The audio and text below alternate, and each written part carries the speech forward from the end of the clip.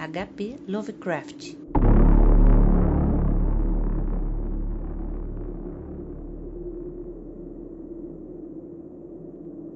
Tradução: Jocy Borges. Narração: Jocy Borges. Dagon. Escrevo isso debaixo de uma tensão mental muito grande, já que esta noite poderei não mais estar vivo. Sem um centavo no bolso e no final de meu suprimento da droga que só ela consegue tornar a minha vida tolerável, já não consigo suportar a tortura e irei atirar-me dessa janela do sótão na rua lá embaixo. Não pensem que minha dependência da morfina me tornou fraco ou degenerado. Quando alguém tiver lido essas páginas escritas às pressas, podem imaginar, mesmo sem nunca perceber, por que eu preciso do esquecimento ou da morte. Foi num dos trechos mais abertos e pouco frequentados do Pacífico que o paquete onde eu era comissário de bordo foi capturado pelo vaso de guerra alemão. A guerra estava, então, no começo, e as forças marítimas do bárbaro ainda não haviam mergulhado por completo em sua posterior degradação. Assim, nossa embarcação foi tomada como presa legítima, enquanto nós, membros da tripulação, fomos tratados com toda a justiça e consideração que nos eram devidas como prisioneiros navais.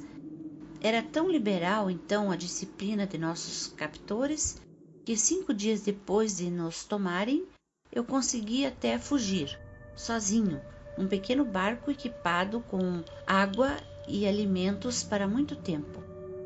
Quando, enfim, eu fiquei livre e à deriva, não tinha muita noção da minha localização. Como nunca havia sido navegador experiente, eu só podia imaginar, mais ou menos, pelo sol e as estrelas, que estavam um pouco para o sul do Equador. Da latitude eu não entendia nada, e não havia ilha nem linha costeira à vista.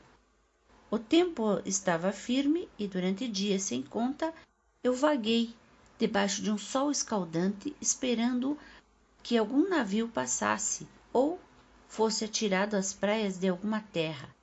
Mas não surgiu navio nem terra, e comecei a me desesperar em minha solidão sobre a ondulante vastidão de um azul interminável. A mudança aconteceu enquanto eu dormia.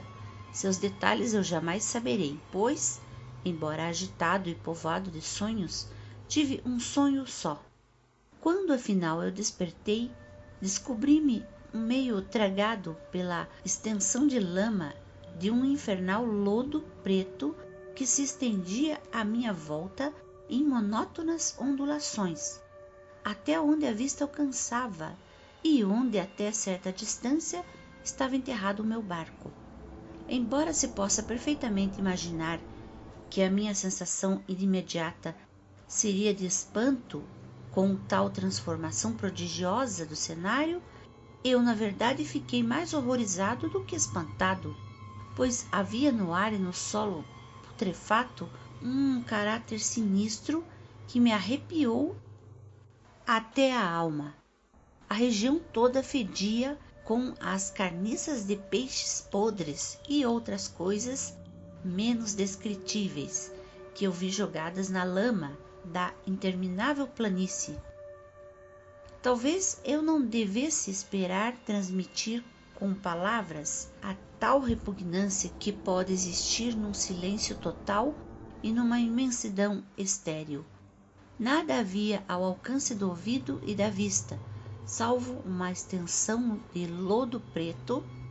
Ainda assim, o caráter absoluto do silêncio e a homogeneidade da paisagem me oprimiam com um medo nauseante. O sol queimava no alto de um céu sem nuvens, que me parecia quase negro em sua impiedade, como se ele refletisse o pântano escuro que tinha abaixo. Arrastando-me para dentro do barco, percebi que apenas uma teoria podia explicar tudo. Por algum tipo de erupção vulcânica sem precedentes, uma parte do leito do oceano devia ter sido impelida para a superfície, expondo regiões que durante milhões de anos ficaram submersas debaixo das profundezas aquáticas. Era tão grande a extensão da Terra Nova que se elevara por baixo de mim que não consegui nem captar o mais tênue ruído do oceano, por mais que forçasse para ouvir. Também não havia qualquer ave marinha para pilhar as coisas mortas. Durante horas eu fiquei sentado, pensando e ruminando no barco que estava caído do lado e produzia um pouco de sombra à medida que o sol seguia seu curso no céu. Com o avanço do dia, o chão foi ficando menos pegajoso, indicando que ia ficar seco para permitir que andasse por ele dentro de algum tempo. Dormi muito pouco naquela noite e no dia seguinte preparei um fardo com água e comida para uma excursão terrestre em busca do mar que tinha sumido e de um possível resgate. Na terceira manhã, vi que o solo já estava bem seco e permitia que se caminhasse sem problemas. O cheiro de peixe era de enlouquecer, mas eu estava concentrado demais em coisas mais sérias para me importar com desgraça tão pequena, e parti então para um destino incerto. Caminhei dificilmente durante o dia todo na direção oeste, guiado por um outeiro distante que se destacava em altura dos outros que existiam no deserto. Acampei aquela noite e no dia seguinte segui avançando para o outeiro, embora aquele objeto parecesse estar pouca coisa mais perto do que da primeira vez que o vi. Na quarta noite, atingi a base do monte, que se mostrou muito mais alto do que pareceu à distância.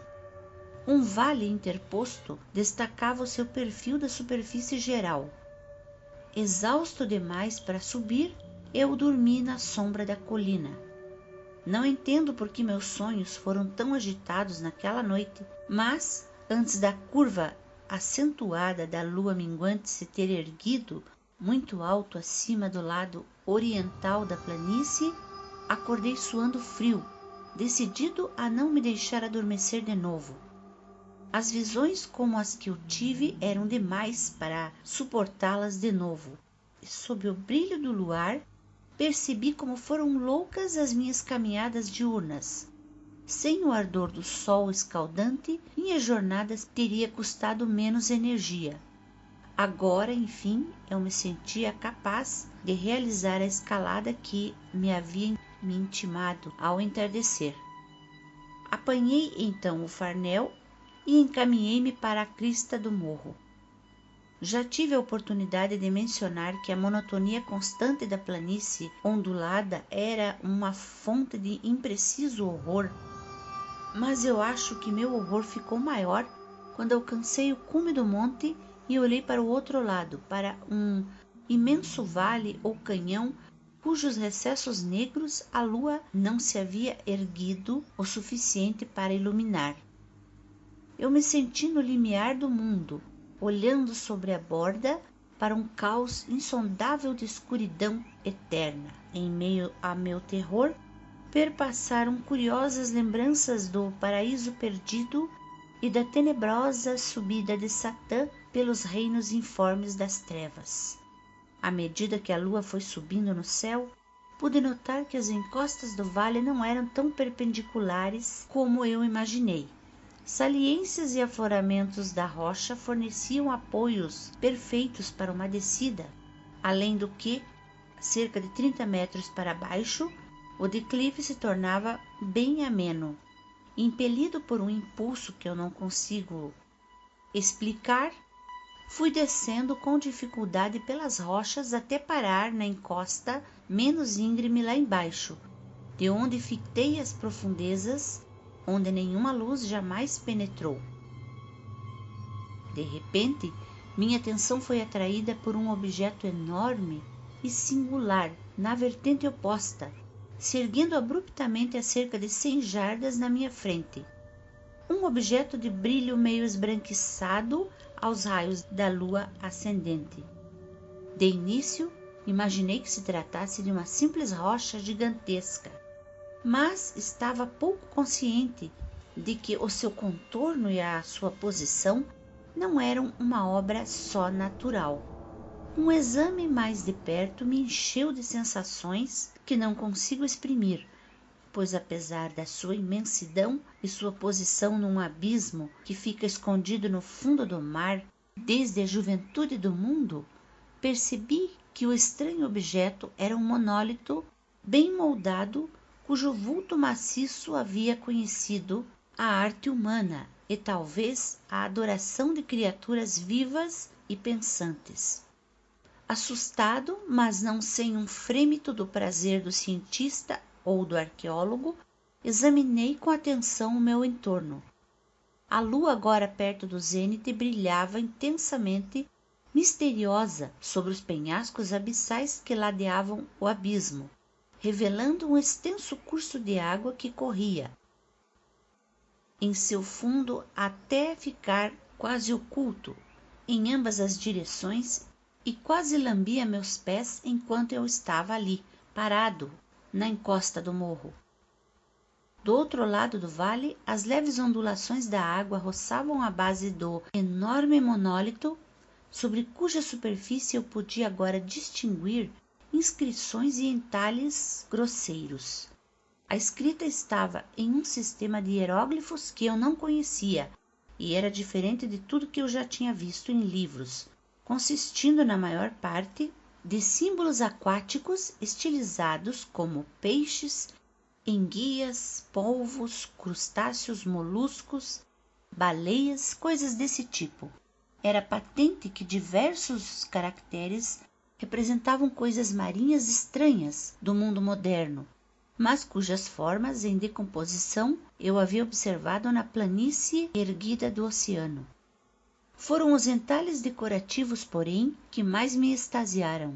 Havia um arranjo de baixos relevos bem visível acima da água, interposta por conta do seu enorme tamanho, cuja temática teria provocado a inveja de Doré.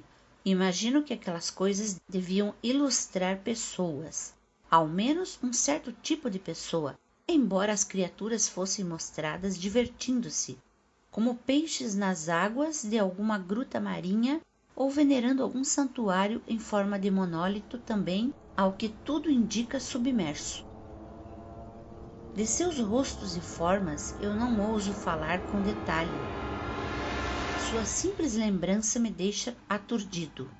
De um grotesco além da imaginação de um Poe ou de um Bulwer, tinham um perfil infernal e humano, apesar das mãos e pés palmados, dos lábios enormemente largos e flácidos, dos olhos saltados e vítreos e outras feições ainda menos agradáveis de lembrar. Curioso é que pareciam ter sido cinzelados muito fora de proporção em relação ao cenário de fundo, pois uma das criaturas era mostrada no ato de matar uma baleia representada com um tamanho um pouco maior do que o seu, mas naquele momento eu achei que eram apenas os deuses imaginários de alguma tribo primitiva, navegante e pescadora. Alguma tribo cujos últimos descendentes teriam perecido muitas eras antes do primeiro ancestral do homem Piltdown ou de Neandertal haver nascido. Extasiado diante daquele inesperado vislumbre de um passado além da imaginação do mais ousado antropólogo, fiquei ali cismando enquanto a lua provocava curiosos reflexos no plácido canal à minha frente. Então, de repente, eu a vi. Com uma leve agitação para indicar sua subida à superfície, a coisa emergiu para fora das águas escuras.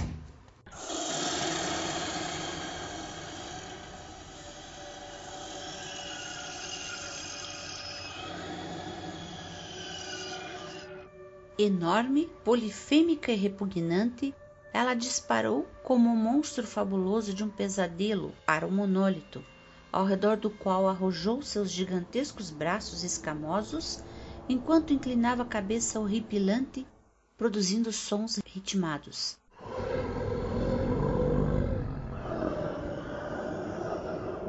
Pensei então ter enlouquecido. De minha subida frenética da encosta e do penhasco, De minha delirante jornada de volta para o barco encalhado, pouco me lembro. Creio que cantei muito e ri como um louco quando era incapaz de cantar. Tenho vagas recordações de uma grande tempestade algum tempo depois de alcançar o barco.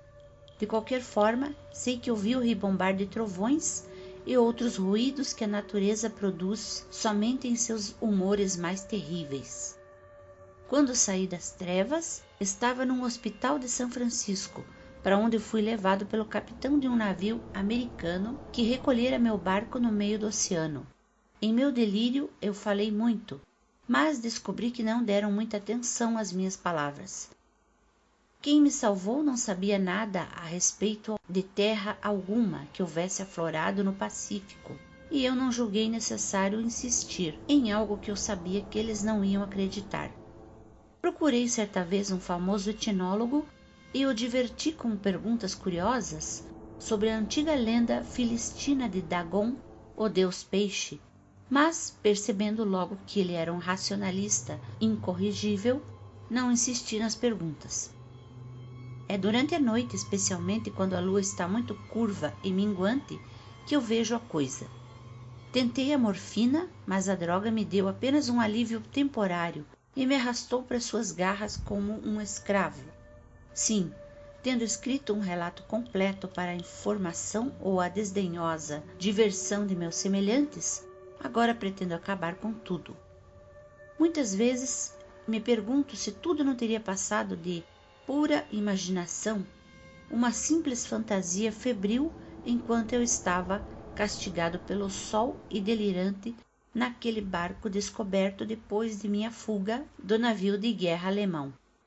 Isso eu me pergunto, mas sempre me vem uma visão terrivelmente pavorosa em resposta. Não consigo pensar no mar profundo sem estremecer com as coisas inomináveis que podem, neste exato momento, estar se arrastando e se espojando em seu leito lamacento, adorando seus antigos ídolos de pedra e cinzelando a sua própria e detestável semelhança em obeliscos submarinos de granito encharcado. Sonho com o dia em que elas poderão subir para cima dos vagalhões para arrastar para o fundo com suas garras fétidas os remanescentes da humanidade debilitada e exaurida pela guerra, o dia em que a terra poderia afundar e o escuro leito do oceano se erguer em meio a um pandemônio universal. O fim está próximo. Ouço um ruído à porta.